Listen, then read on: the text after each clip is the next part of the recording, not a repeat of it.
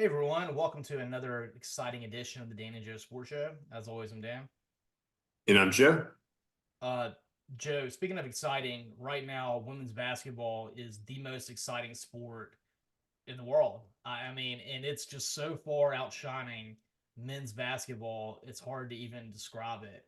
And that game, both those games on Monday night, were so much better than any men's game I've watched, and maybe the most exciting basketball games I've ever watched personally on a Monday night. It's been a while for me, Dan, since I've gotten this excited about a game like that. I think that there's a lot of factors. I mean, but obviously the cool thing about it, you showed me a stat today with the ratings. I'll let you lead off of that in a minute. But just the fact that we've got so many people talking about this. I told you before the show, I can't remember a non-football related story that in the sports world that was this talked about in the everyday vernacular that what we're seeing with Caitlin Clark. No, I mean, she is the biggest sports figure in the world right now. We talked about what Taylor Swift has been, like being the most famous person in the world. Well, right now, Caitlin Clark is the Taylor Swift of all sports. I mean, every other commercial you see is her. That commercial, that State Farm commercial that's got the Unstoppable song is kind of like stuck in my head. And I mean, she right now is taking women's basketball to places they never would have dreamed it could go. Yeah, no, absolutely. And we've had, some star power in the sport over the years. You go back to like Lisa Leslie, Diana Taurasi, Sue Bird, Maya Moore. There's been a lot of Candace Parker. I mean, there's been some great players, but there's something about Caitlin Clark, the intensity she plays with. And I think I was thinking about it today. It's the fact that she resembles not just one player, but so many great players you've seen in the men's and women's game. Like she's got attributes of Steph Curry. She's got attributes of LeBron James with the ability to pass, Larry Bird, Magic Johnson. She kind of has the full package. You know who I kind of think of when I watch her, like not just the Steph Curry shooting ability, but I kind of think of her as Steve Nash with the way she dishes out assists. Yeah, she sees the court so well. She anticipates things, and just her decision making is so fast, like a quarterback out there. And I think finally, just her energy level. You don't see a lot of players be able to run the point and be able to score at that type of volume. A lot of times, you'll see a player with that type of scoring ability have to play more off the ball because those get exhausted. And so the fact, that she's just not coming out of these games, she's dribbling the ball up the court every single possession. Like for that not to wear on her, that to me, that's immensely impressive. Yeah, I know she played every single minute of the LSU game on Monday night, and that's the standard for her. I mean, I think she averages somewhere around 39 minutes per game, aka she's missing 1 minute per game, and doesn't seem like she ever gets tired. And I mean, Yep. I can't tell you how many times in that game Monday night she made those amazing threes to the left side, especially that just like got me and my wife out of our seat because it was just that incredible. Yeah, I mean, just to have that kind of range, that's just unbelievable. I heard a stat that she averages on her 3 point shots 7 feet behind the 3 point line. Wow. Yeah, I mean, she's just limitless range, and that opens the door up, for her teammates. It's kind of cool how she's gotten other players involved, and like I said, I also have to give her teammates some credit. Just for the fact that they're ready a lot of times for these passes. I mean, that's something you kind of have to prepare for because I mean, she's throwing the ball hard at times. Yes, she does. I mean, she has it set aside where she's going. She gets her pass there kind of advanced and they have to move towards it. And yeah, she slings it.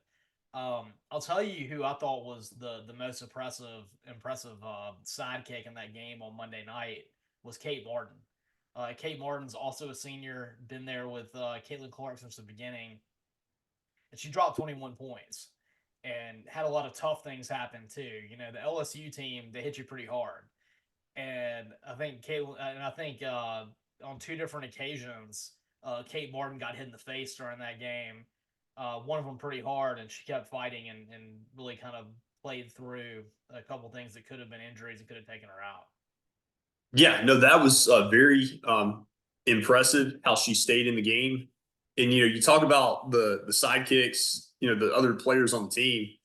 I think that contributes to like the ratings of these games on the women's side, and the excitement is that, even though you had Angel Reese, I think she transferred a couple of years ago, this is her second year at LSU. So she established herself, winning a national title, coming back another year there. I think on the women's side, you see the players staying at one place longer. You see them staying in school for 3 or 4 years, kind of establishing a legacy. We know who they are. The personalities are exciting. The style of basketball is exciting. Whereas on the men's side, we're seeing more transfers. We're seeing more one and dones. And really, in men's professional sports in general, free agency, I think, has hurt a lot of the continuity of sports. We see the super teams, we see everybody just wanting to move on to the next contract. And what we don't have is, that people getting behind the players on their roster. Right. I mean, this Iowa core of Kate Martin, uh, Caitlin Clark, and Gabby Marshall have been there for 4 years now and been starting for 4 years. And you look on that LSU side, and the heroes of their national championship team last year, Angel Reese and Flau'jae Johnson, both came back, and they added Hailey Van Lith, who was by far the number one transfer in the transfer portal, and a girl that's got an attitude of her own that also is a huge personality. And they brought it all together to have a three-headed monster, with star power that I've never seen on the same team in college Yeah, basketball. absolutely. And they've been able to unbelievably blend this with star power on a lot of these teams, but also you feel like it's more wide open than it was a few years ago when UConn was just dominating. Even more wide open than it was a couple years ago when nobody was competing with South Carolina. Even though South Carolina is sitting there right now undefeated, they were undefeated last year too, and they lost to Iowa. So I think that veneer of invincibility has kind of been taken off now. Yeah, they got to be the least talked about undefeated team I've ever heard of. Yeah, I mean, you got to think like Dawn Staley right now. She's so sick of hearing about Caitlin Clark, about Angel Reese, about Kim Mulkey, and yet no one mentions her and their team and Cardozo and all these great players that they have, and everyone forgets that they're undefeated. It'd be hard for most people to name a player on their team, I think. Yeah, because they're just not getting highlighted right now. Kim Mulkey's in the papers like every single day for different things, from her jackets that she wears, for calling out the Washington Post, to all these different things, that calling out the LA Times about what they called the LSU women's basketball team. And it's just the inundation that you're getting with Kim Mulkey. I don't know that I've ever seen, especially a women's coach, that's being followed as much as her. But her legacy is just, I'll give her credit, going back to her being a player at La Tech, and then just through the years coaching Baylor to multiple national titles, and then now LSU. I mean, she has stayed, in the national conversation at a high level for such a long period of time. And, to do it at like 3 different schools like that, to me, that's been impressive. What's interesting, Joe? When they put out those numbers about most watched women's basketball games, and the numbers from the game the other night, Kim Mulkey has actually played in the most watched women's basketball game ever, and now coached in the second most watched women's basketball game ever. Believe it or not, even though this event we had on Monday night with this LSU Iowa Elite Eight game drew 12.3 million viewers, the highest watched women's basketball game of all time was actually the 1983 national championship game when Kim Mulkey's Louisiana Tech Bulldogs beat Cheryl Miller, Reggie Miller's older sister, and UCLA Bruins in the national championship game. Wow, that's crazy. Yeah, especially crazy. You think about 1983 with what NC State men's is doing. Kind of taking us back to that period for them with their national title too, eerily similar.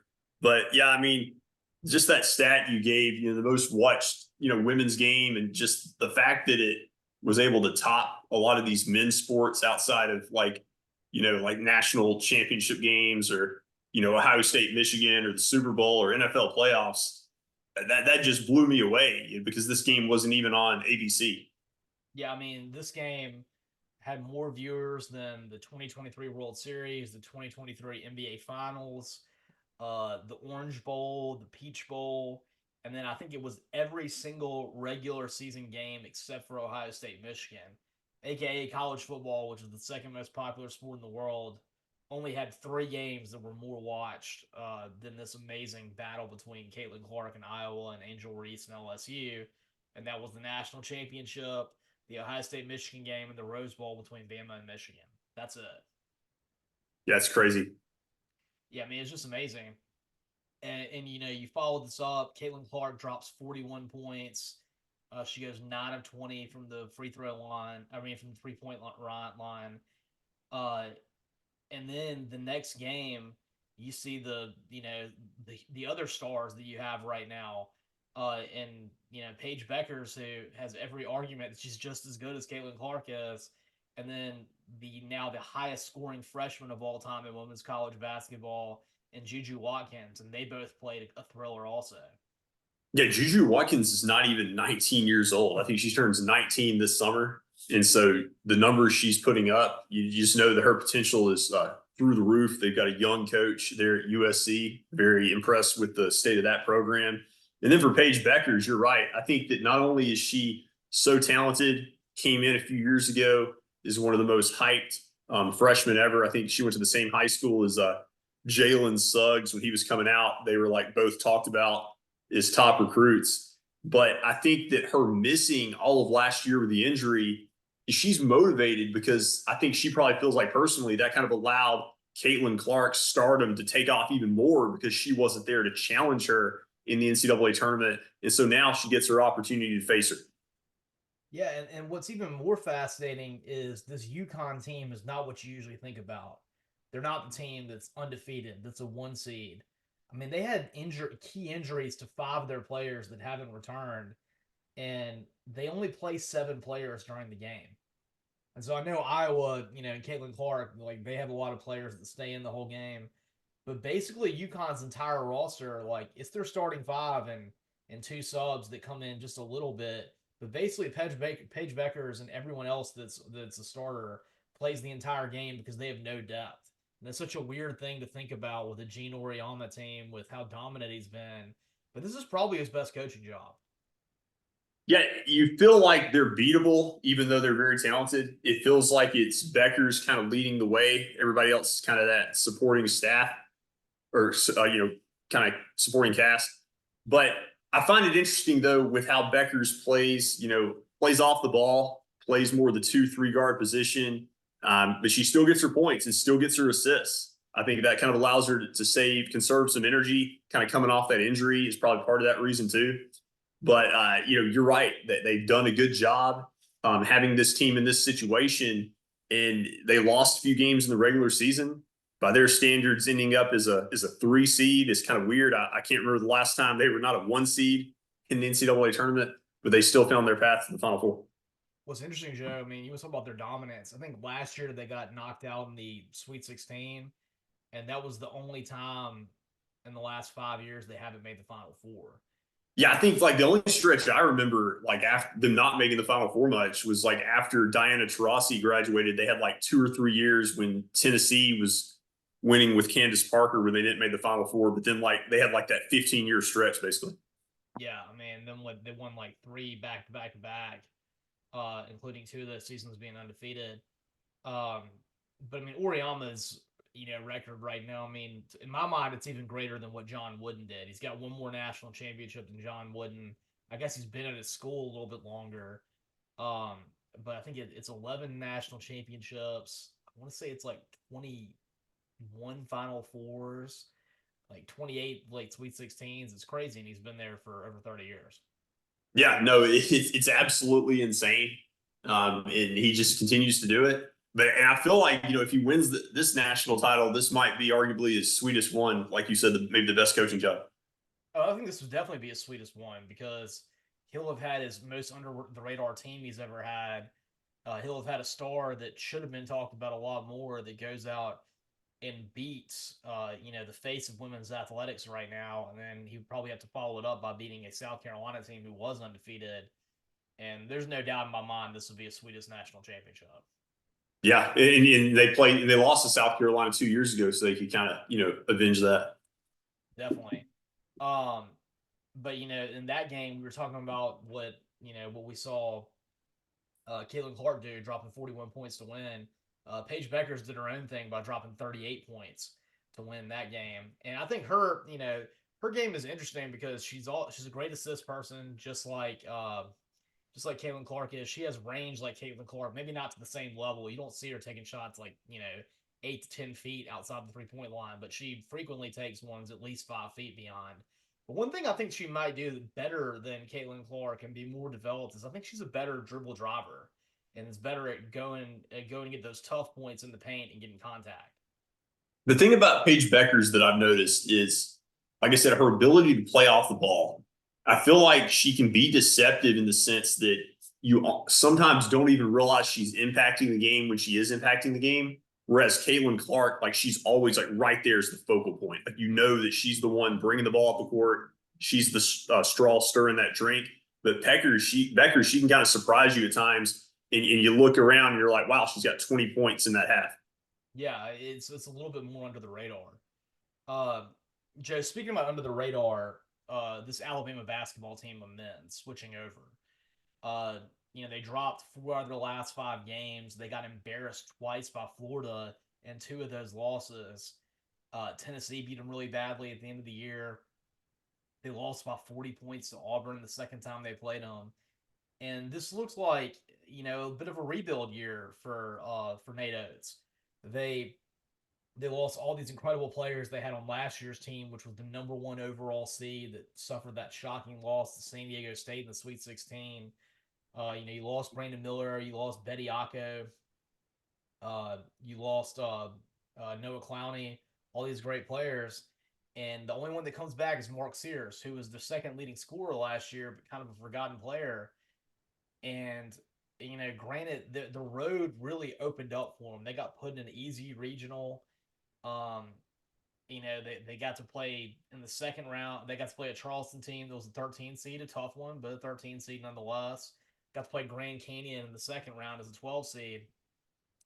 But what impressed me so far is the fact that these last 2 games, they beat good ACC teams. And I'm going to start off with talking about that North Carolina game, which in the men's side, that may have been the best game I've watched this entire tournament. And the most impressive thing was Grant Nelson in that game. Getting I think he got 30 points, like 25 of them in the second half, and he was like 10 of 10 from the free throw line at the end of that game. Had some big blocks, and he was a guy that I knew he was a relatively big time transfer that Bama got, but he was one that was probably maybe the most like forgotten about big that has the most talent in all of men's college basketball. Well, I think it's partly, him coming from North Dakota State. You didn't expect him to be that impactful. Like you don't expect a player to come from there and then all of a sudden, they're putting up these kind of points, on this stage in those closing minutes. And he really kind of closed the door on that game. He carried Alabama just by himself in that stretch, like you're talking about. And in the block shots, really impressed me. Even that last play, I know that North Carolina was trying like a baseball pass, but like I've never seen anybody block a shot in that type of situation. I haven't seen that either. I mean, it was right after he made the free throws that pretty much sewed up the game, and then he jumps up and he blocks, their attempt to throw a long pass down the field to, complete a 3 pointer to make a long 3 pointer. And what's even more impressive is going into that game, the whole deal was Mark Sears is going to have to do everything because Bama has RJ Davis. I mean, UNC has RJ Davis and they have Armando Bacot at the center, which it was thought that there was no way that Bama could be able to control Bacot based on the fact that they've been brutalized by big down low men and centers and 4 players all season. And meanwhile, Grant Nelson goes out there and completely outduels Bacot, and for the most part, really shuts him down, especially in the second half. Yes, yes. To be able to do it against Baycott, I mean that added to the legacy of that. Like it just felt like one of those legacy defining moments for Nelson, the way the game ended. Yeah. They get this surprising win, which kind of interestingly, the one time that Auburn made the Final Four, they beat a number 1 seeded North Carolina in the Sweet 16. So interesting parallel there, and probably intentional scheduling yet again by the committee. Yep, like I said, that they always set this up. Then you go to the next round, and Clemson has that huge upset over Creighton, I believe, and they're sitting there as a 6 seed, and or no, it was Marquette they beat, right? They beat Arizona. It was Arizona. Sorry, I'm thinking about the 2 seeds. Yeah, they beat Arizona in a really close game. And Clemson's an interesting team because they don't have the offensive firepower that Bama had, but they also had some really good down low players and good defense from PJ Hall to Hunter. And they jump out to a 13-point lead over Alabama in the first half. I think Mark Sears only has 3 points in the first half of that game. And then all of a sudden in the second half, Mark Sears really puts on his Batman cape and plays hero ball. And he drops 25 points in the second half. And I mean, just an incredible response that he has. And yet again, Bama's defense played really good in the second half of a game when that's been their biggest flaw all season. Yeah, I mean, the cool thing about it for me was you had Alabama Clemson, but not in football, in basketball. So ironic there. And I thought it was cool how Alabama weathered the storm against Clemson. PJ Hall is a great player inside. They've got Chase Hunter. He's an explosive scorer, had some big plays against Arizona down the stretch. But I thought it was important that you had Nelson show up and show out down the stretch against North Carolina, but you saw Sears close this game. And I think that is sometimes the hallmark of a team that makes it to the Final Four is they got to have, more than one option. Yeah, I mean, that's been what's really impressive is that all season long, Nate Oates had Mark Sears, and that was really the only player that was reliable. Pringle was somebody that you knew had a lot of talent, but sometimes he either got in trouble or he was the head case or it was just different things and couldn't get it together. But Pringle also had a really good game against Clemson and also against Grand Canyon, so he's really played better in this tournament. And so you've seen three different guys kind of take over different games. And yet again, we talked about it with Auburn losing to Yale and some of these other games, Kentucky, free throw shooting. That's another thing that bit Clemson at the end of that game. Shefflin was being pretty dominant on the inside, but he missed, I think, 6 free throws in the second half of that game for Clemson. Yeah, you had some breaks for Alabama there. But, that's what the tournament is defined by a lot of times is breaks. You got to get some luck. Unless you're UConn beating everybody by 30 points. I mean, pretty much the stars have to align for everybody else. Absolutely, yeah. There hasn't been any need for stars for UConn.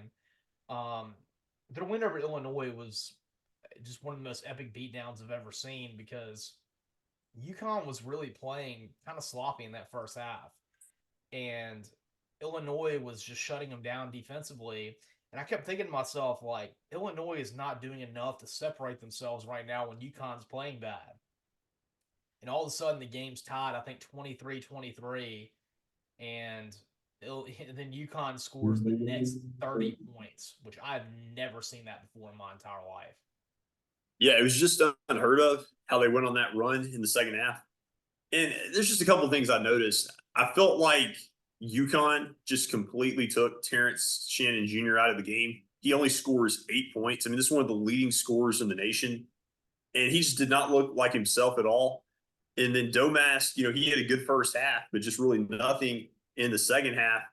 And I noticed that the way Illinois was playing on offense, and I think other teams are having this problem too against UConn. I don't know what it is with their defense, but you'll see the ball handler dribbling, kind of trying to figure out what to do. Like it's hard to find any windows really to get the ball to anybody.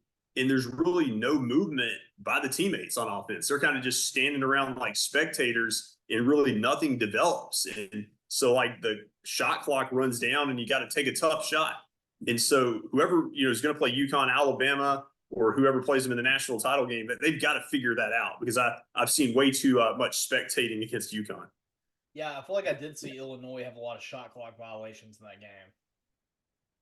So, but at the same time, though, I mean, the problem you've got for UConn is that the huge decided advantage they have on everybody is they don't just have one or two players. I mean, they legitimately have 5 or 6 guys with Spencer, Caravan, Klingon, Castle. I mean, they've got 4, 5, 6 guys that can beat you any given night. So you just can't zero in on anybody.